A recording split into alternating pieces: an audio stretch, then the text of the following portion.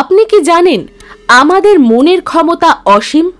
নিজের মনকে যে সকল মানুষ নিয়ন্ত্রণ করতে পেরেছে সেই মানুষেরাই সফলতার শিখরে পৌঁছাতে পেরেছে।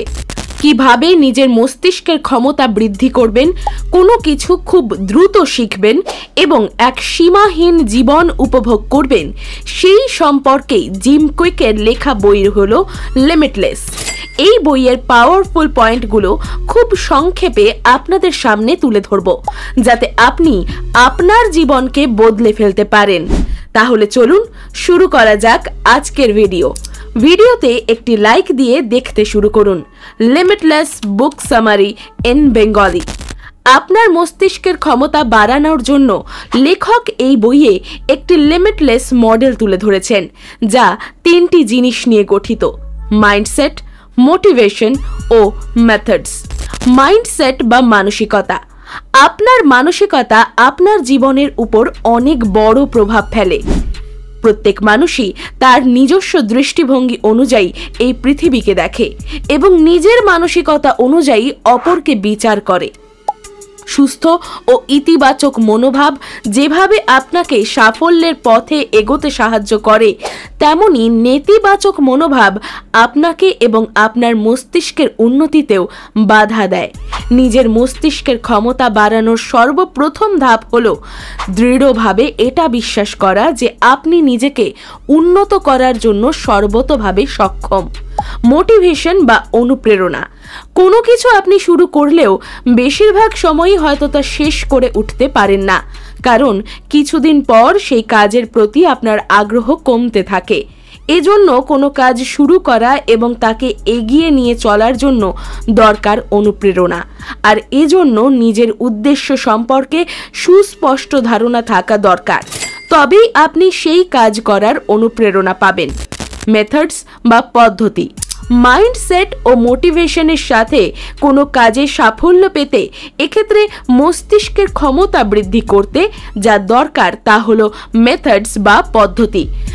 কোনো কাজ সফলভাবে সম্পন্ন করার জন্য দরকার সুনির্দিষ্ট ও সুশৃঙ্খল একটি পদ্ধতি, অন্যথায় সফলতা অধরাই থেকে যাবে।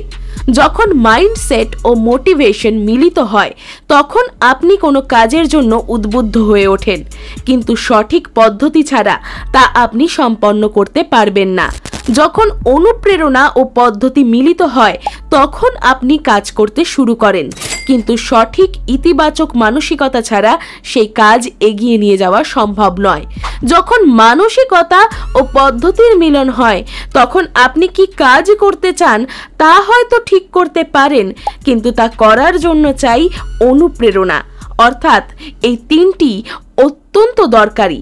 তাই যখন সীমাহীন অনুপ্রেরণা, মানসিকতা ও পদ্ধতির সমন্বয় ঘটে তখনই একজন প্রকৃতপক্ষে হয়ে ওঠে লিমিটলেস। এই ইন্টারনেটের দুনিয়ায় আমরা সর্বদাই ব্যস্ত এবং সারাক্ষণই কোনো না কোনো তথ্য আহরণ করে চলেছি। মোবাইলের দৌলতে কারোরই নাম্বার বা নাম আলাদা করে মনে রাখতে হয় না, আর আমাদের মনোসংযোগের ক্ষমতাও হারাতে চলেছে বলাই ভালো। তাই এখানে লেখক কিছু উপায় বলেছেন যা চাইলে আপনি প্রয়োগ করে দেখতে পারেন। Smart idea. 1. প্রত্যেক সপ্তাহে অন্তত আধ ঘন্টা সময় আলাদা করে রাখুন, যে সময়টা আপনি পুরোপুরি যে কোনো ধরনের টেকনোলজি থেকে দূরে থাকবেন এবং প্রকৃতির মাঝে বা নিজের সাথে সময় কাটাবেন। Smart idea 2. আপনার ফোনের সমস্ত অপ্রয়োজনীয় নোটিফিকেশন অফ করে রাখুন, যাতে অযথা বারবার কোনো আওয়াজ পেলেই আপনি ফোনে উকি না মারেন। Smart idea 3. এমন কেউ বা কারা যাদের সাথে প্রতিনিয়ত বা প্রায়শই আপনার কথা হয় তাদের নাম্বার মনে রাখার চেষ্টা করুন। Smart idea 4. কোনো বিষয়ে সিদ্ধান্ত নিতে হলে চেষ্টা করুন কোনো রকম ডিজিটাল ডিভাইসের সাহায্য না নিয়ে সেই সিদ্ধান্ত নিতে। সব ক্ষেত্রে না হলেও অন্তত কিছু ক্ষেত্রে। যে কোনো বই খুব তাড়াতাড়ি কি করে পড়বেন? বেশিরভাগ সময়ই আমরা কোনো বইয়ের একদম শুরুতে যেটুকু পড়ি এবং একদম শেষে যতটা পড়ি সেটাই আমাদের মনে থাকে, মাঝের অংশটা হয়তো ভুলেই যাই, কারণ একটানা একই মনোযোগ নিয়ে আমরা পড়তে পারি না। তাই একটানা না পড়ে কোনো বই মাত্র 20 বা 25 মিনিট পড়ুন।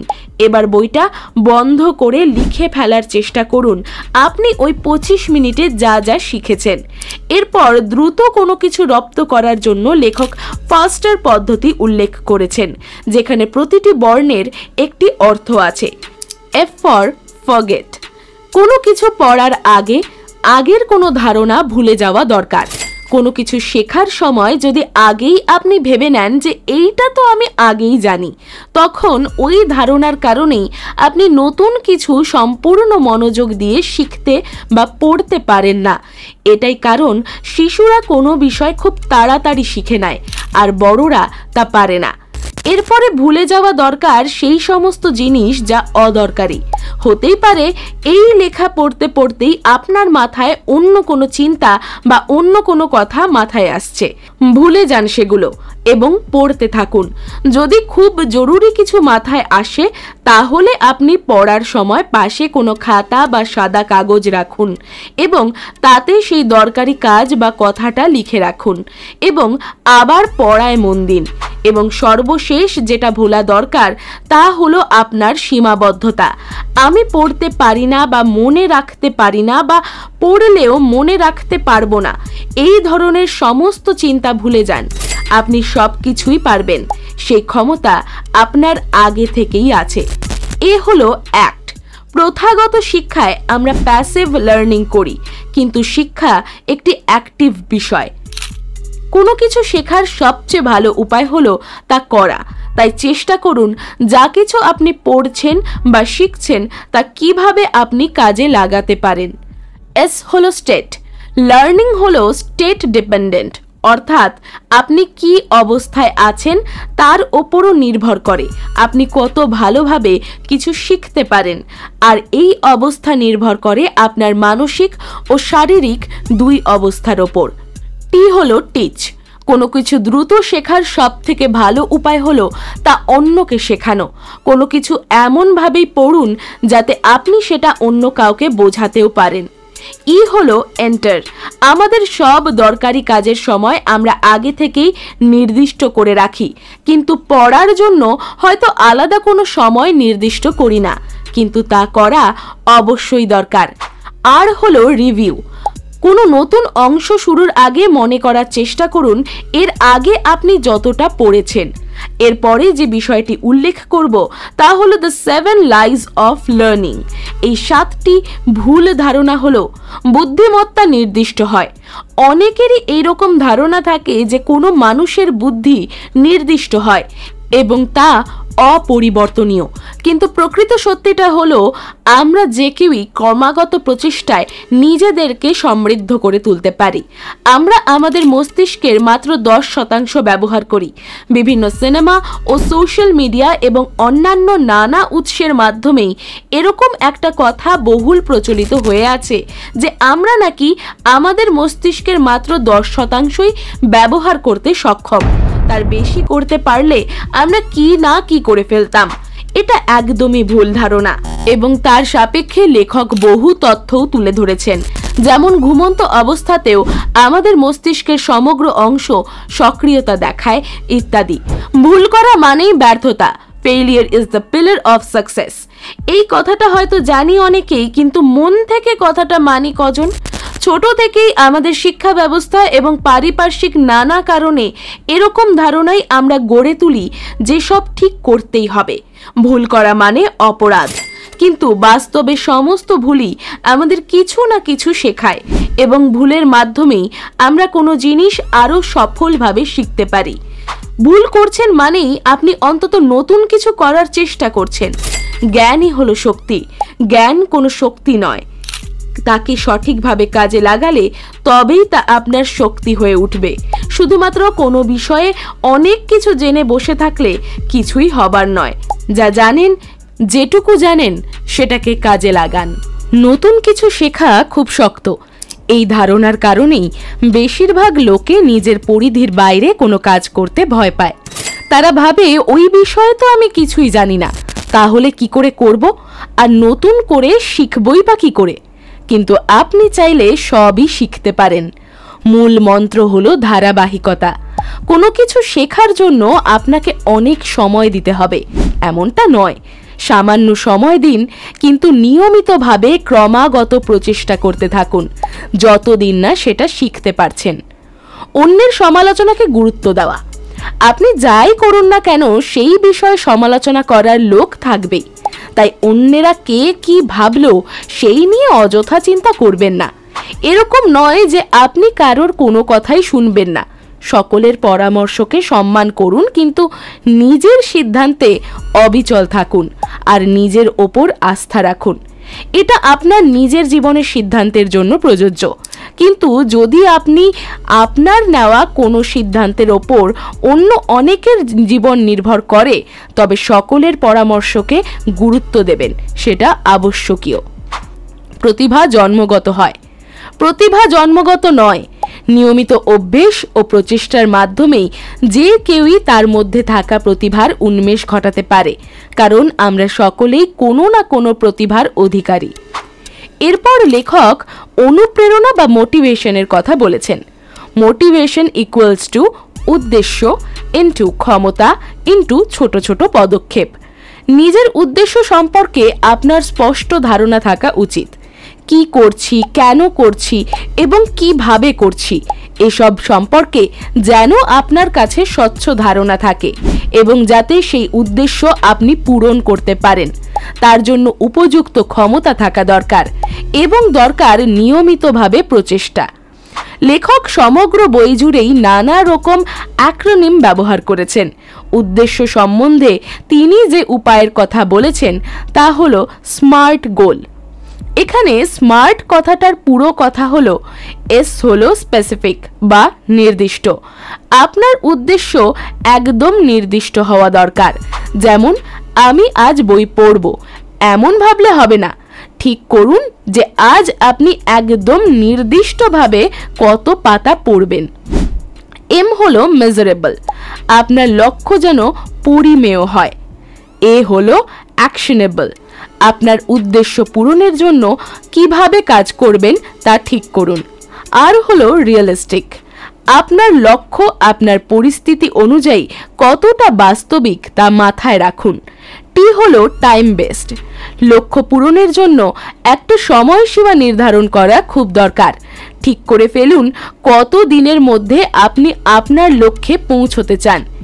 এবার এই উদ্দেশ্য পূরণের জন্য আপনাকে সচেষ্ট হতে হবে এবং তার জন্য দরকার হার্ট। এইচ হলো হেলদি। হেলদি বলতে আমরা বুঝি শারীরিক সুস্থতা ও সক্ষমতার কথা, কিন্তু উদ্দেশ্য পূরণে সফল হতে শারীরিক স্বাস্থ্যেরই মতো মানসিক স্বাস্থ্যেরও খেয়াল রাখা জরুরি। ই হলো এন্ডিউরিং, আপনার লক্ষ্য আপনার কাছে এতটাই গুরুত্বপূর্ণ হওয়া দরকার যাতে প্রতিকূল পরিস্থিতিতেও আপনি হাল না ছাড়েন। এ হলো অ্যালিউরিং, আপনার উদ্দেশ্য যেন আকর্ষণীয় হয় যাতে আপনি নিজে থেকেই সেই কাজের প্রতি নিয়মিত সচেষ্ট হয়ে ওঠেন। আর হলো রেলেভেন্স, এমন কোনো উদ্দেশ্যই নির্বাচন করুন যার পূরণের কারণ আপনার কাছে খুব গুরুত্বপূর্ণ এবং সুস্পষ্ট হয়। টি হলো ট্রুথ, শুধুমাত্র অন্য কাউকে দেখে বা কারোর কথায় প্রভাবিত হয়ে লক্ষ্য নির্দিষ্ট করবেন না। এমন কিছুই নির্বাচন করুন যা আপনি নিজে অর্জন করতে চান। সময় নিয়ে ভাবুন যে আপনি কে এবং আপনি জীবনে ঠিক কি পেতে চান। মোটিভেশনের জন্য উদ্দেশ্য ছাড়াও যে বিষয়টি খুব জরুরি তা হলো ক্ষমতা আর মস্তিষ্কের ক্ষমতা বা বুদ্ধিমত্তা বৃদ্ধির জন্য লেখক কিছু ব্রেইন ফুড এর কথা বলেছেন। Avocados, blueberries, broccoli, dark chocolate, ডিম, সবুজ শাকসবজি, ওমেগা 3 ফ্যাটি অ্যাসিড সম্পন্ন মাছ, হলুদ, ওয়ালনাট এবং জল।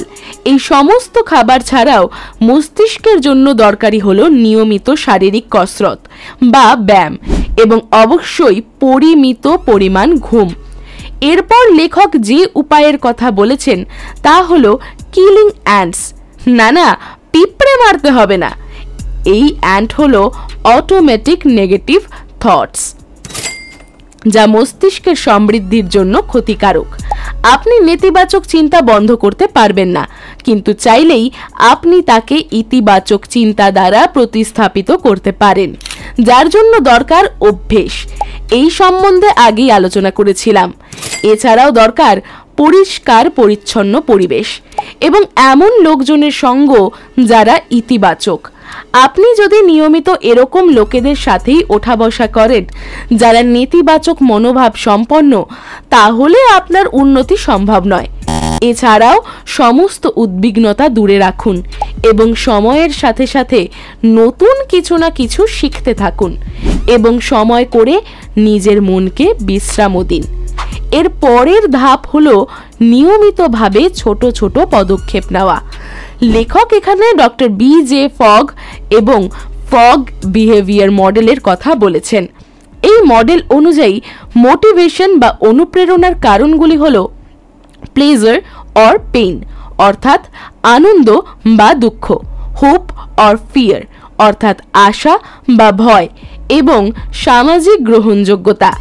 ফগ অ্যাবিলিটি বা কিছু করার ক্ষমতাকে সিম্পলিসিটির সাথে তুলনা করেছেন এবং 6টি ভাগে ভাগ করেছেন।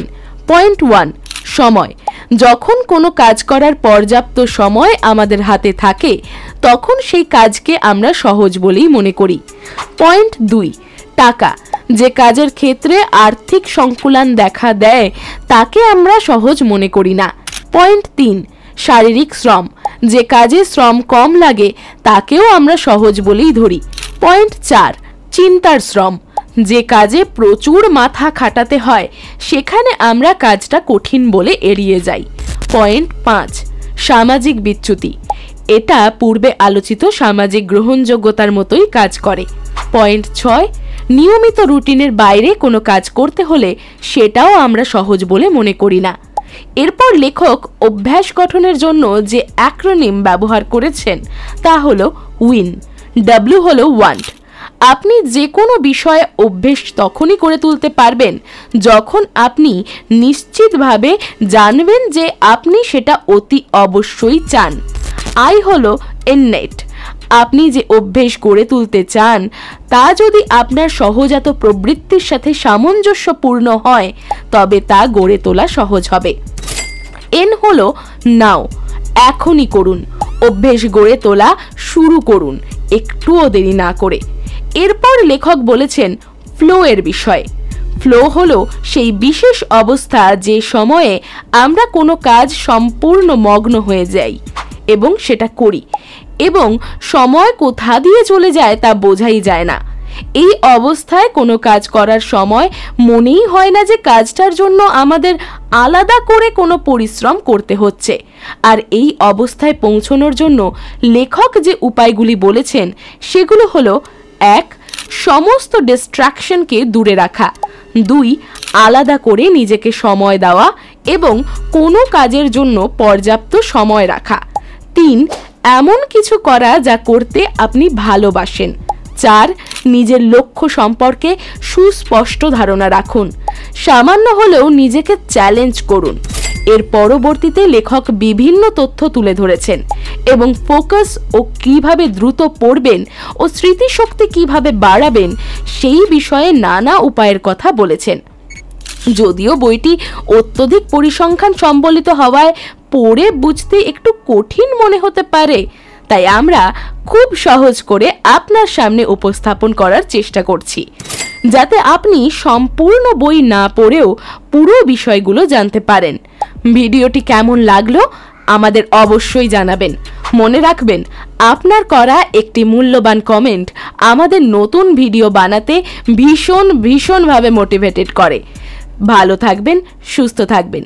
দেখা হচ্ছে পরের ভিডিওতে। ধন্যবাদ।